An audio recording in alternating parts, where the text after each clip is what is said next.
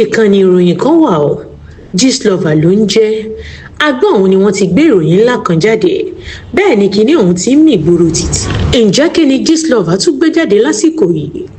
ó ní ìgbéyàwó Kunle Afod ọkùnrin onítìátà táwọn èèyàn mọ̀ dáadáa tí wọ́n fẹ́ràn dáadáa ti dàrú. wọ́n ní celebrity wife ti fi celebrity husband sílẹ̀ àti pé inú òtẹ́ẹ̀lì kan ni ìyàwó gbajúmọ̀ lọ fara pamọ́ sí lẹ́yìn tó ti kẹ́rù jáde nílé ọkọ. kí ló lè fa irúfẹ́ jọ̀gọ̀dì yìí?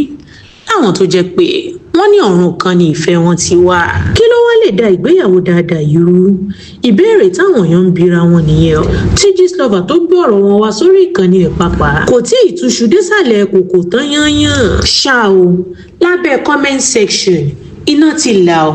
oríṣiríṣi làwọn èèyàn ń sọ nípa ìròyìn Désọ́lá àtọkọ ẹ̀ Àfọ́ọ̀dù tí wọ́n sọ pé ó ti forí ṣánpọ́n yìí. bí àwọn kan ti ṣe ń gbè lẹ́yìn ọkọ táwọn kan ń gbè lẹ́yìn ìyàwó. ẹnìkan tiẹ̀ tún sọ pé nígbà tí eṣinṣin ń jẹ elégbò ẹnìkan kan ò sọ̀rọ̀ nísìn tí elégbò wa ń jẹ eṣinṣin òun láriwo ńlá wá sọ.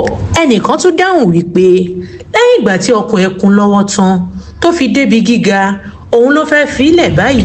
àwọn kan tilẹ̀ ń wí pé agbo màlá ló fà á. ṣùgbọ́n ohun tó ń ṣe ni ní kàyéfì ni wípé ọ̀pọ̀lọpọ̀ ọ̀rọ̀ lórí abala àríwísí Désọ́lá ni wọ́n wà lẹ́yìn ẹ̀ bámúbámú. wọ́n ní obìnrin náà ti gba nǹkan púpọ̀ mọ́ra sẹ́yìn. bẹ́ẹ̀ lẹ́nìkan sọ pé ariwo sílẹ̀ àlàó màláìkà tí obìnrin yìí máa ń pa ní gbogbo ìgbà pàápàá lè da nǹkan rú láàrin tọkọ-tìyàwó yìí.